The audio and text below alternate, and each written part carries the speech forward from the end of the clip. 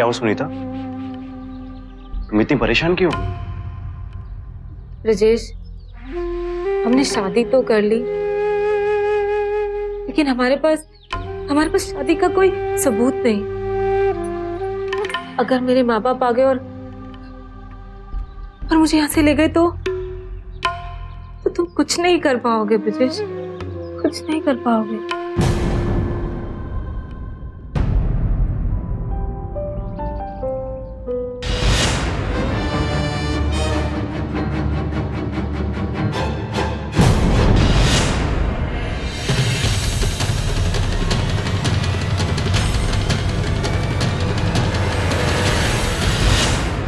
3 अलग अलग जगह, 3 अलग घटनाएं। क्या इन तीनों घटनाओं का आपस में कोई संबंध था? वहीं सुनीता को क्यों डर था कि उसे ब्रिजेश से अलग कर दिया जाएगा? वो शादी का सबूत क्यों चाहती थी? सबसे आखिरी घटना में दिखने वाली लड़की किसे देखकर इतनी बुरी तरह से हैरान रह गई थी? आखिर उसके साथ क्या होने जा रहा था? मेरी बेटी गीता समझ गई, अभी तक नहीं आई। अरे बहन मत रो, धीरज रखो, सब ठीक हो जाएगा बहन। अरे काहे का धीरज, समझ गई है, रात हो गया। आएगी, देखो सब ढूंढने गए हैं ना, कब आएगी? मिल जाएगी गीता, मिल जाएगी। बहन मत रो, देखो देखो गीता के बापू आ गए, देखो। तुम आए, गीता नहीं आई? मेरी बेटी गीता कहाँ है? कहाँ है मेरी बेटी? तुम गीता को लेके क्यों नहीं आए? मेरी बच्ची को क्यों नहीं लेके आया? मुझे मेरी बच्ची चाहिए। पूरा गांव छान मारा, कहीं कुछ पता नहीं चला। नहीं नहीं नहीं नहीं, ऐसा नहीं हो सकता। तुमने ठीक से नहीं देखा होगा, बिल्कुल भी नहीं देखा होगा। पुलिस स्टेशन जाओ, थाने में रिपोर्ट करो, कुछ भी करो, मुझे मेरी बच्ची चाहिए।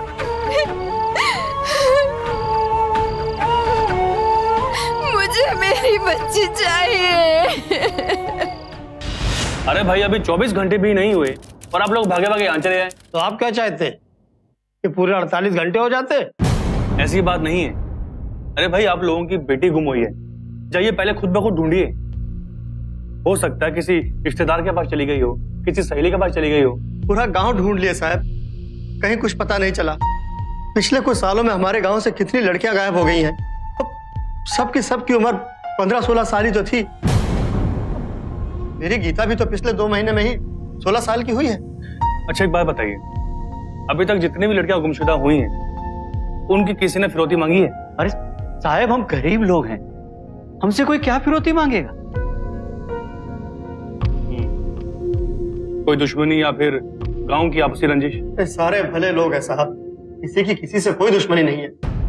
साहब, 3 महीने पहले हमारी बड़ी बिटिया गायब हुई थी, जिसका अभी तक कोई पता नहीं चला। और अब ये शंभू की बिटिया गायब हुई। साहब, जल्दी से जल्दी पता करो, ये आखिर कर कौन रहा है? हमें चिंता हो रही है साहब, कहीं हमारी छोटी बिटिया के साथ कुछ ऐसा अनर्थ न हो जाए। अच्छा, जो बेटी आपकी पहले गायब हुई, उसका नाम क्या है? जी, सुनीता। आपकी बेटी सुनीता, और आपकी? गीता साहब। गीता। अमित, नोट करो।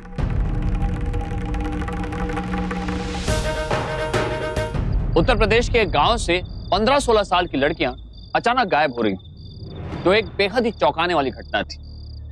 ना तो उन लड़कियों के बारे में कुछ पता चल पा रहा था और ना ही उनके अपहरण करने वाले का मकसद साफ था। आखिर कौन था इन लड़कियों की गुमशुदगी के पीछे? लड़कियों के साथ साथ इन सारे सवालों के जवाब भी गायब थे। अगर कुछ था तो पूरे गांव में दहशत का माहौल।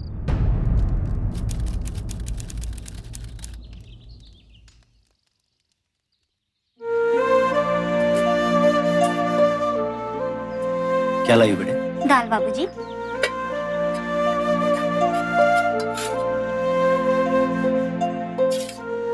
बस बस।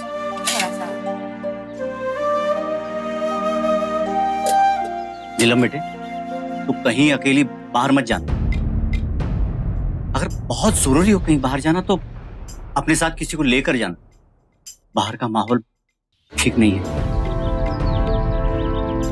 और तुम तो जानती हो, तुम्हारी बड़ी दीदी पहले गुम हो चुकी है। बेटे, अगर तुम्हारे साथ कुछ हो गया तो हम बर्बाद हो जाएंगे, हम जी नहीं पाएंगे बेटे।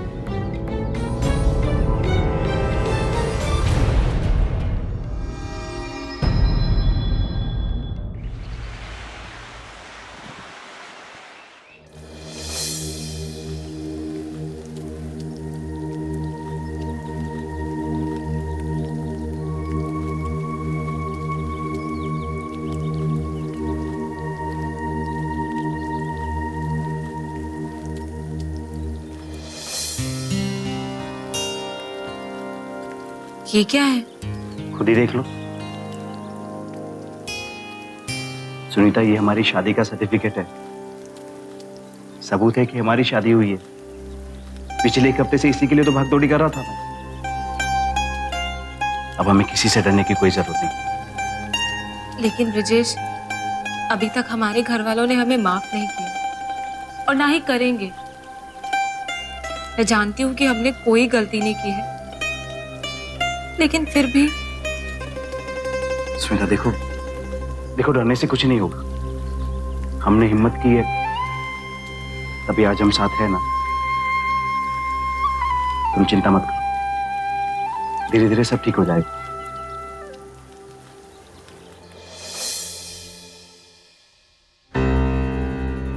किरण, मेरी बात समझने की कोशिश करो। अभी खतरा मोल लेना सही नहीं रहेगा। गांव वाले भी होशियार हो गए और मेरी बात मानो, तुम भी अभी वहां मत जाओ, कहीं कोई बड़ी गड़बड़ ना हो जाए।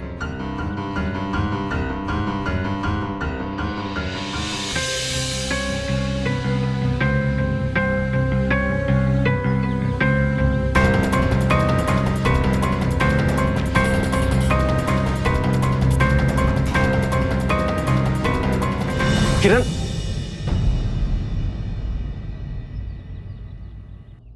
चूड़ी वाला आया है, चूड़ियां ले लो, लाल पीली हरी चूड़ियां ले लो, रंग बिरंगी नई नई चूड़ियां ले लो। चूड़ी वाला आया है, चूड़ियां ले लो, लाल पीली हरी चूड़ियां ले लो, माता बहन भाभी के लिए चूड़ियां ले लो, रंग बिरंगी चूड़ियां ले लो, लाल पीली हरी नीली चूड़ियां ले लो। तो कहीं अकेली बाहर मत जा, बाहर का माहौल ठीक नहीं है।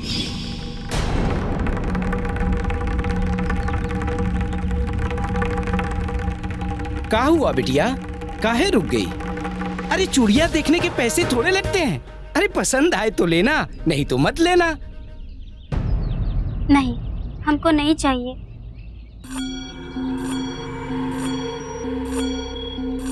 अरे दीदी, आप इतने दिनों के बाद यहाँ? हाँ बस ऐसे ही थोड़ा। बहन जी, आपको भी चूड़ियां दिखाऊं क्या? नहीं काका, मुझे भी नहीं चाहिए। ठीक है, चूड़ियां ले लो, रंग बिरंगी चूड़ियां ले लो। इधर आ।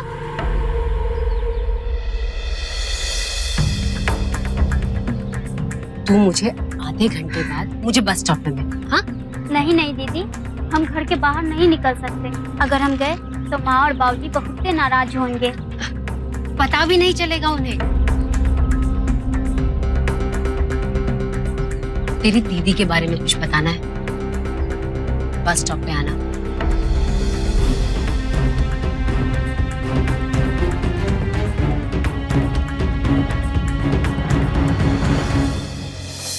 इंस्पेक्टर साहब, हम आपसे कहे थे कि हमारे गांव की लड़कियां सुरक्षित नहीं है, पर आप हमारी बात नहीं माने।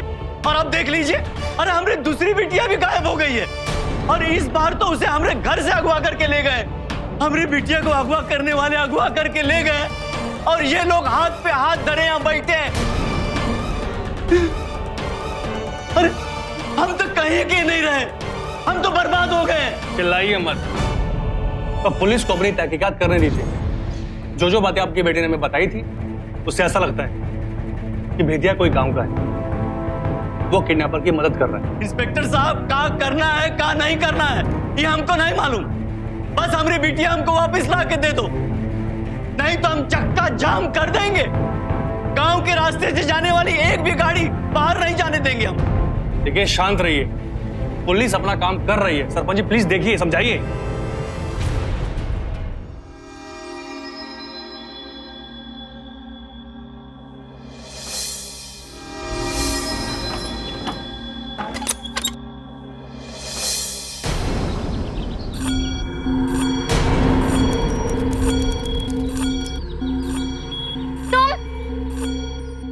क्यों लेकर आई हो हमको यहाँ? जाने क्यों नहीं देती? सब पता चल जाएगा तुझे क्यों लाए हैं यहाँ। झूठ बोलती हो तुम, झूठ बोलती हो। तुमने तो कहा था हमारी दीदी के बारे में कुछ बताने के लिए लेकर आई हो। तुम्हारे कहने पे हम घर से बाहर निकले थे।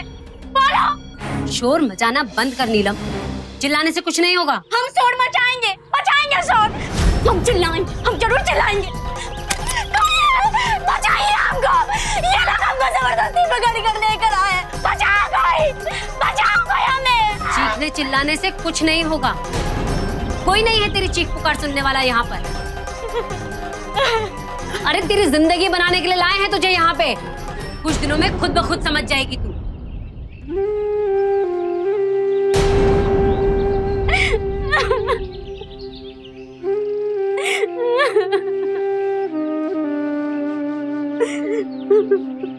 जब रोना धोना हो जाए और भूख लगे तो खाना खा लियो।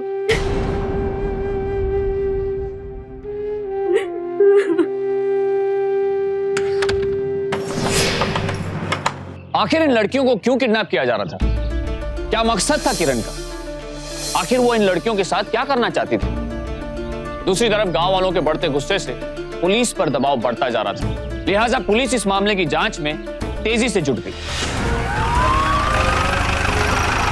दोपहर को चूड़ी वाले की आवाज आई थी। मैंने बाहर आके देखा तो नीलम उससे बात कर रही थी।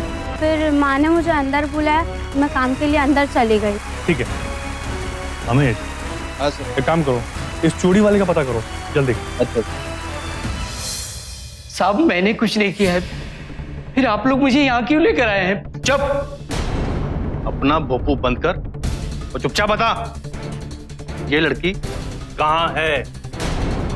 साहब, कौन है ये लड़की? मैं तो इसे देखा तक नहीं साहब, पहली बार देख रहा हूँ इसे।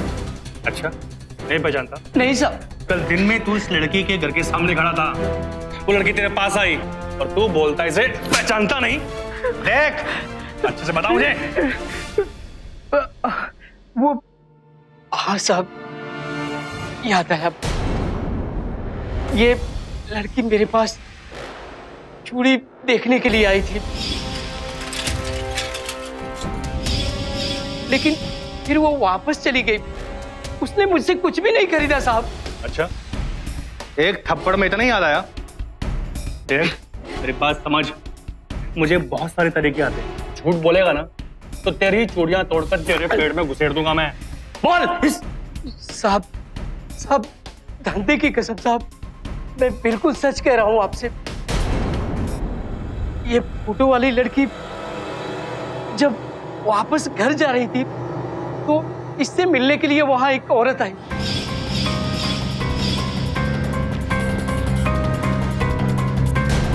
और फिर वो औरत वहां से वापस चली गई साहब। औरत? वो औरत इस गांव की थी? और साहब, मैं तो अभी 6 महीने से इस गांव में आ रहा हूं। कभी कभी उस औरत को इस गांव में देखता था, लेकिन उसका नाम नहीं जानता साहब। चेहरा पहचानता है? हाँ साहब। गुड।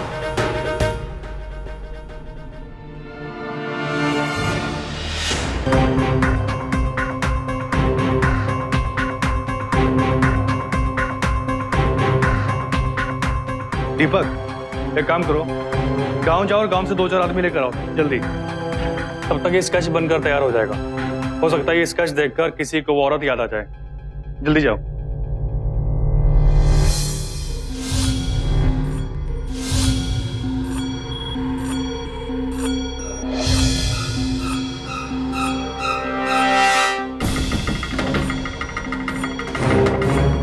जसवंत, इस स्केच को अच्छे से देखो। तो बताओ, ये औरत वही है? हाँ साहब, ये वही औरत है। अमित, ये स्केच उनको दिखाओ।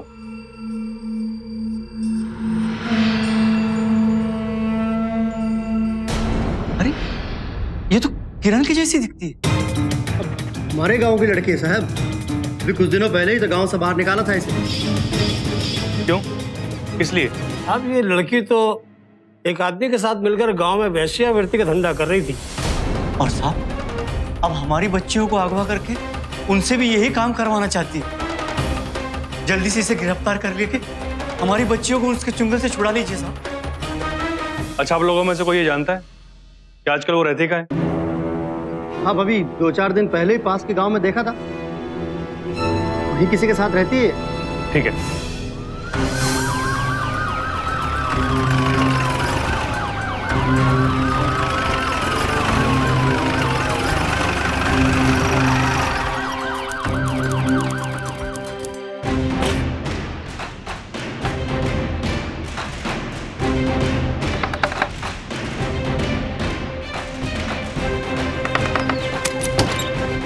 किरण सकलेचा आप है? जी। दीपक, अच्छे से तलाशी लो घर की। अरे अरे आप लोग ऐसे कैसे रुकिए। एक मिनट हमें अपना काम करने दो। आप लोग इस तरह मेरे घर की तलाशी नहीं ले सकते। मेरे पास आपके खिलाफ वारंट है और आपको मेरे साथ पुलिस स्टेशन चलना पड़ेगा। किया क्या है मैंने? लड़कियां किडनैप की हैं आपने।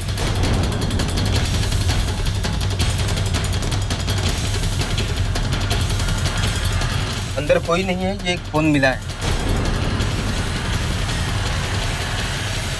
लड़कियां कहाँ हैं? मैंने पूछा लड़कियां कहाँ हैं?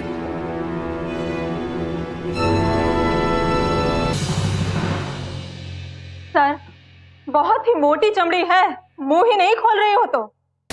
सर, किरण के फोन से जो नंबर मिले हैं और जिस नंबर पे सबसे ज्यादा बात हुई है, उस नंबर को ट्रेस करवाने के बाद ये पता चला है कि वो जगह रामपुर के आसपास पड़ती है। लेकिन सर, वो तो जंगल एरिया है सर, वहां तो दिन में भी जाने में डर लगता है, वहां कोई नहीं रहता सर।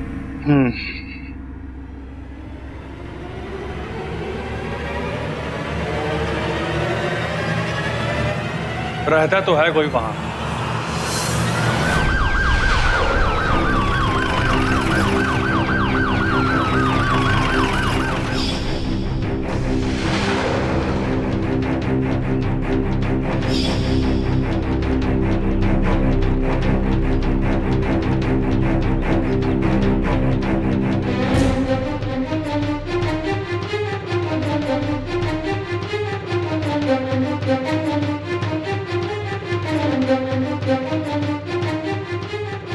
ये दरवाजा तो अंदर से बंद है।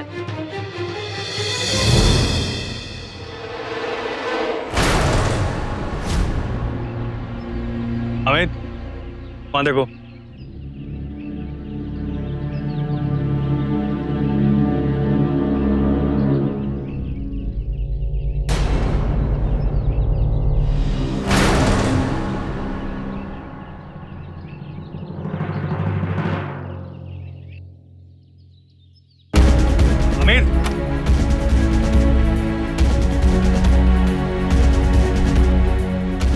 साहब, लगता है यहाँ पर वो सब लोग, हमारे आने की खबर उन्हें पहले से लग गई और वो भाग गए।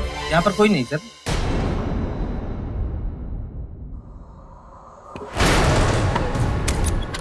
चुप रहो। लड़कियां यही हैं, अंदर आओ। दीपक, तोड़ दे। अच्छा, यहाँ छिपा तू। और बाकी लड़कियां कहाँ है? सर, और बड़ा मार मार के ना भूत बना दूंगा। यहाँ है हम यहाँ पे हैं। अरे आजा बेटा, डरो मत, आराम से पारो। ठीक हो?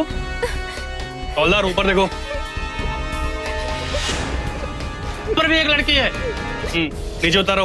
अच्छा बेटा, चल लेके आओ। मेरी बात सुनिए सर। आ जाओ। मुझे विश्वास था मेरी बच्ची मिल जाएगी। भगवान इतना निर्दयी नहीं हो सकता, नहीं हो सकता।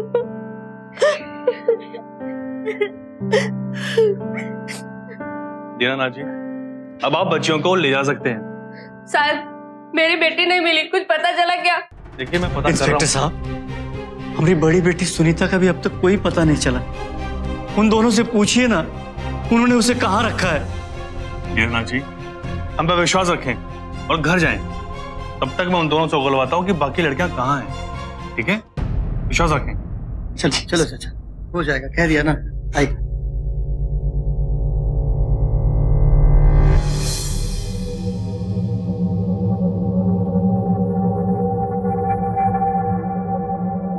पता है तेरा यार भी पकड़ा गया, उसके साथ कुछ लड़कियां भी मिली हैं। अब तो बता दे कि बाकी लड़कियां कहाँ हैं।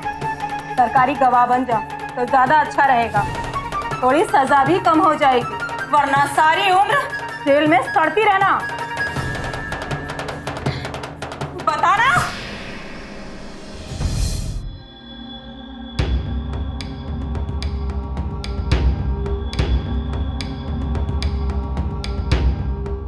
हामिद, एक काम करो, इन तीनों की फोटो पूरे प्रदेश में फैक्स करो और उनको बोलो कि जैसे इनमें से किसी एक की खबर मिलती है तुरंत हमें बताएं।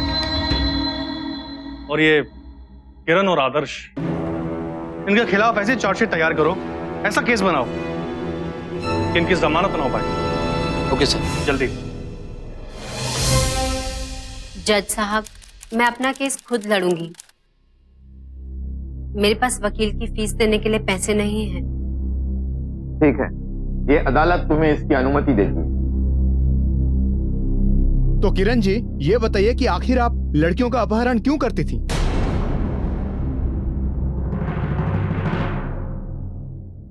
उन लड़कियों की जिंदगी बचाने के लिए।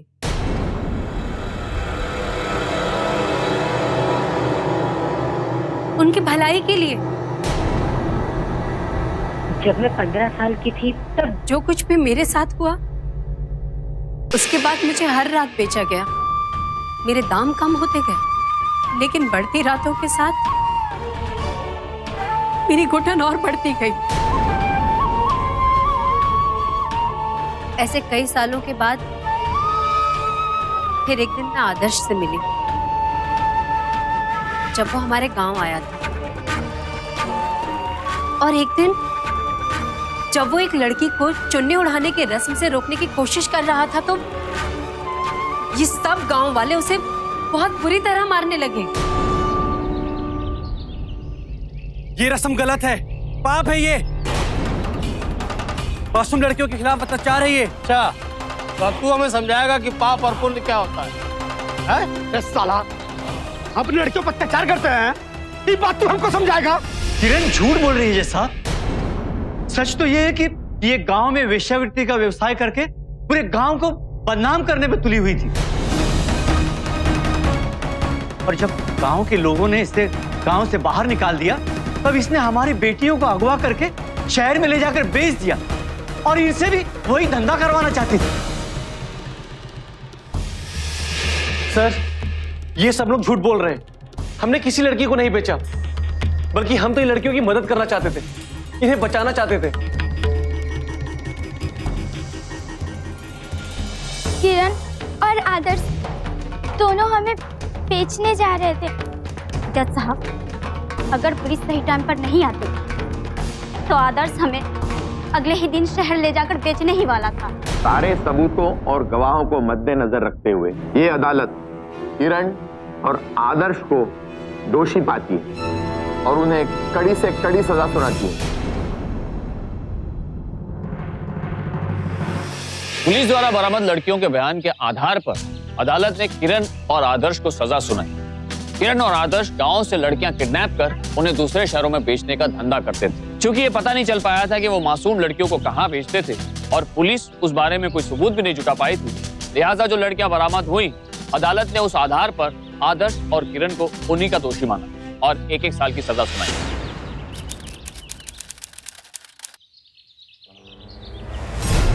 लड़की किडनैप करके बेचने वाले गिरोह को अदालत ने सुनाई सजा। ब्रजेश, अब हम और डर कर यहाँ नहीं रहेंगे। हमें गांव जाना ही होगा।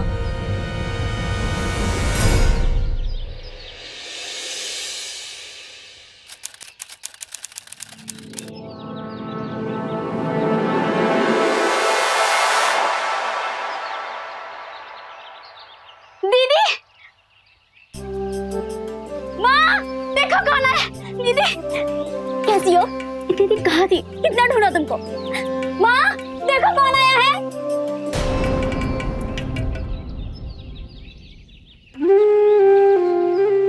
कैसी है तू? और कहाँ थी इतने दिन?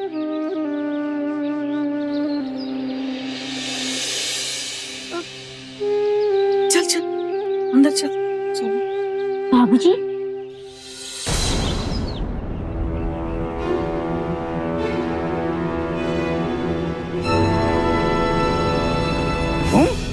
तुम्हारी इतनी हिम्मत कि तुम यहाँ तक पहुँच गए?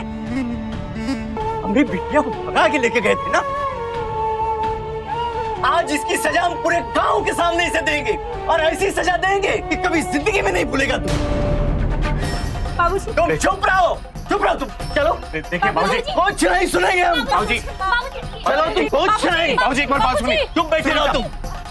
आज इनको पता चलेगा लड़की भगाने का सजा। बाबूजी देखिए, तुम चुप बैठी रहो। बाबूजी हमने कोई गलती नहीं की। आज गांव के सामने फैसला होगा पंचायत में। एक बार हमारी बात तो सुनिए। कुछ नहीं बात सुनेंगे हम तुम नहीं। तुम चुप बैठी रहो सब। बाबूजी को समझाइए ना। आओ सरपंच जी, इस लड़के को जान से मार दीजिए आप।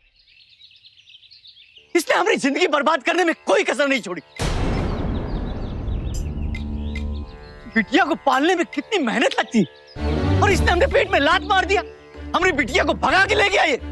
होश से काम लो दीनानाथ, होश से।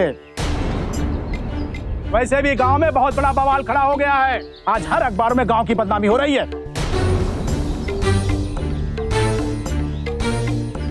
राजेश, अगर तुझे अपना जीवन प्यारा है तो तुझे पंचायत का फैसला मानना होगा। बोल, क्या कहना है तेरा? जी, जो पंचायत का फैसला होगा वो मैं मान लूं। तो ठीक है, सबसे पहले तुझे सुनीता से अपने संबंध तोड़ने होंगे।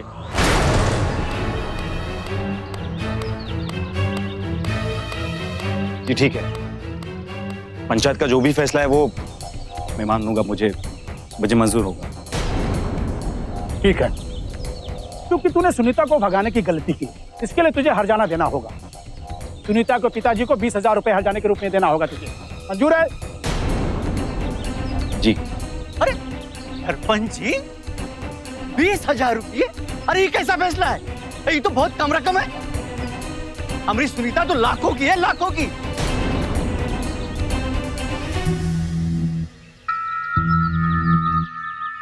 समझदारी से काम लो दीनानाथ। अगर ये दोनों वापस नहीं आते तो तुम्हारे हाथ कुछ नहीं लगता, एक फूटी कौड़ी भी नहीं मिलती, समझे? क्यों भाइयों, मैंने ठीक फैसला दिया कि नहीं? सुनीता, जैसा हमने सोचा था बिल्कुल वैसा ही हो रहा है। तुम जाओ, मैं यहाँ संभाल लूंगी, तुम वहां संभाल लेना, ठीक है?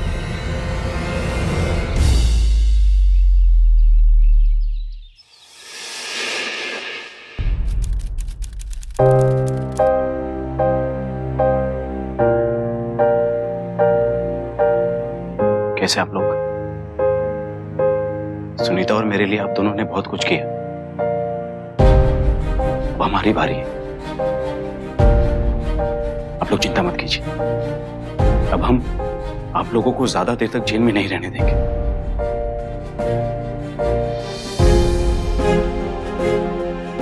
चलता हूं।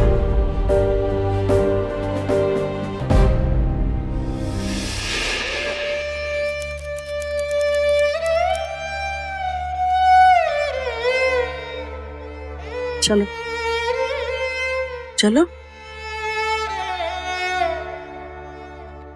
चुपचाप तैयार हो जा, नखरे करना बंद कर। हमारे साथ मत करो, हमारे साथ मत करो। अरे तू ना कहेगी तो तेरे बापू मान जाएंगे। हाँ सुनीता, संभाली से। माँ, हमारे साथ ऐसा मत करो माँ, हमारे साथ ये रस्म मत करो। दीदी, माँ को समझाओ। माँ हम पूजा के लिए ताजे फूल लेके आते हैं। चलो अच्छा है, मुझे अपने इस रस्म की कदर तो हो गई।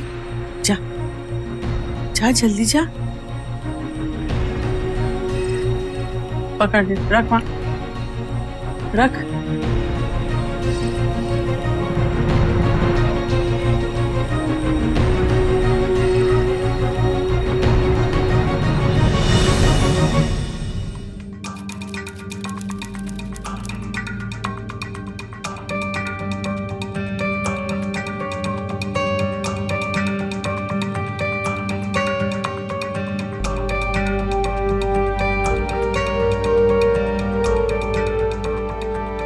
हमें बड़े साहब से मिलने दीजिए। मैंने कहा ना मैडम, आप साहब से नहीं मिल सकते। पहला टाइम दीजिए फिर मिलने आइए। बस 2 मिनट के लिए मिलने दीजिए। आप नहीं मिल सकते मैडम साहब से। हमें बहुत जरूरी। अभी भी हम उस केस पे अच्छे से ही काम करते हैं, भरोसा रखिए। सर हमें आपसे बहुत जरूरी बात करनी है, बस एक बार हमारी बात सुन लीजिए। मैडम मैंने कहा ना, पहला टाइम दीजिए फिर साहब से मिलने आइए। आप कहिए। सर हमारे गांव में प्रथा है,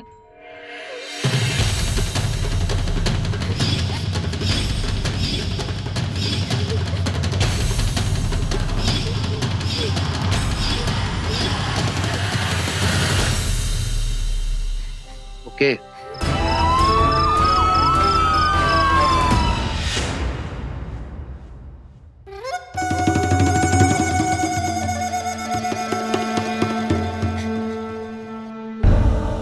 मंत्री जी छोड़ दीजिए, मंत्री जी हमको जाने दीजिए, मंत्री जी छोड़ दीजिए।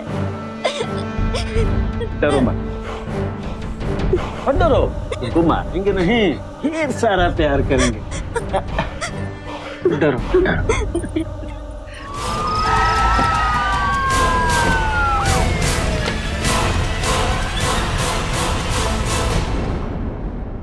सर लगता है मेरी बहन की नीलामी हो चुकी है।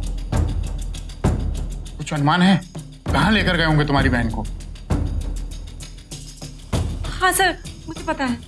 हाँ चलिए मेरे साथ सर प्लीज।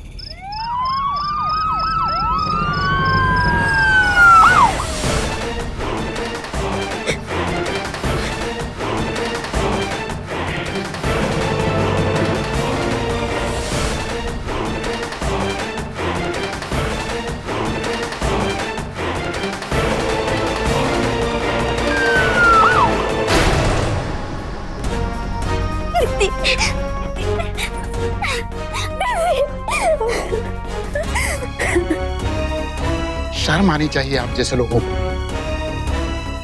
आप जनप्रतिनिधि हैं और ऐसी कुप्रथा रोकने की बजाय आप इसे और बढ़ावा दे रहे हैं। खैर आपको सजा तो कानून देगा। ले चलो नेताजी को और इन्हें पुलिस की प्रथा समझाओ। चलिए मंत्री जी। देख नीलम, अगर तूने आज सच नहीं बताया तो ये गंदी प्रथा कभी खत्म नहीं होगी। गांव की लड़कियां ऐसी ही बिकती रहेंगी। बोल नीलम बोल, तू चाहती है ना कि ये प्रथा खत्म हो जाए? बोल मेरी बहन बोल।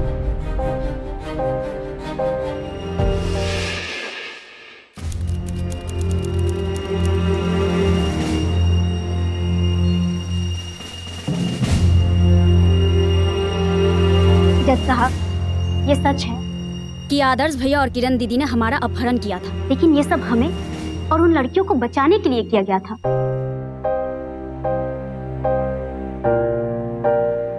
हम उस दिन अपने परिवार के दबाव में आकर झूठ बोले थे।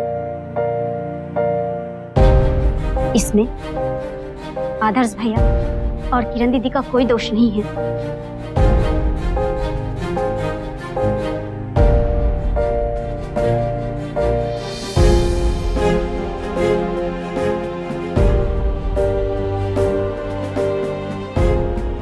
जैसे ही किरण दीदी को पता चलता था कि गांव में किसी लड़की के चुनरी ओढ़ाने की रस्म होने वाली है, किरण दीदी उसे अपने साथ ले आती। जी और आदर्श भैया हमारा भला चाहते थे, पर हम ही नहीं समझ पाए और इन दोनों को सजा मिली।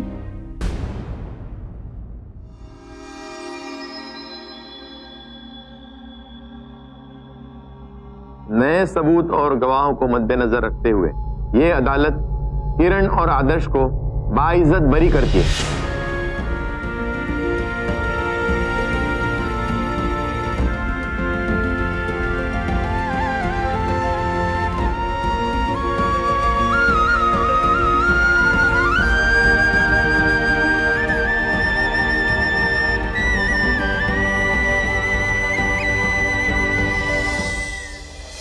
किरण और आदर्श की ये जंग रंग लाई, जिसमें सुनीता और ब्रजेश ने साथ दिया और दोनों को अदालत ने बरी कर दिया। लेकिन सिर्फ इसमें उनकी जीत नहीं हुई थी, उनके सामने एक बहुत बड़ी चुनौती थी।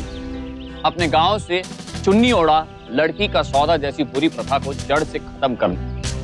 एक ऐसी अमानवीय प्रथा जहां खुद एक बाप अपनी बेटी का सौदा करे, इसकी किसी भी सभ्य समाज में कोई जगह नहीं। शिक्षा बच्चों, यही एक मार्ग है जिससे हम समाज की सभी बुराइयों को दूर कर सकते हैं और समाज की सभी कुप्रथाओं को मिटा सकते हैं।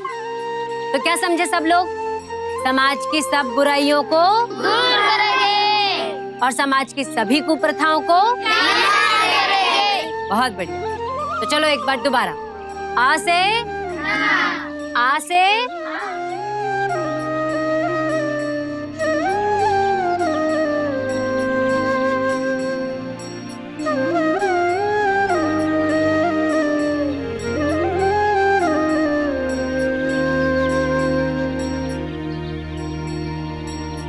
किरण आदर्श के साथ मिलकर अपने गांव से इस घृणित प्रथा को खत्म करने में जुटी हुई है। कुछ कामयाब हुई है वो, कुछ कामयाब होना बाकी, पर उन्होंने इस प्रथा को जड़ से उखाड़ फेंकने की ठान ली। ऐसी कोई भी प्रथा जो हमारे समाज को कलंकित करती हो, उसका पुरजोर विरोध होना चाहिए। हमारे मन में भी किरण और सुनीता की तरह इस प्रथा के खिलाफ आवाज उठाने का जज्बा होना चाहिए। तभी ऐसी शर्मनाक प्रथाओं को जड़ से खत्म किया जा सकता है। अब मुझे दीजिए इजाजत, फिर होगी आपसे मुलाकात। तब तक सावधान इंडिया, इंडिया फाइट्स बैक।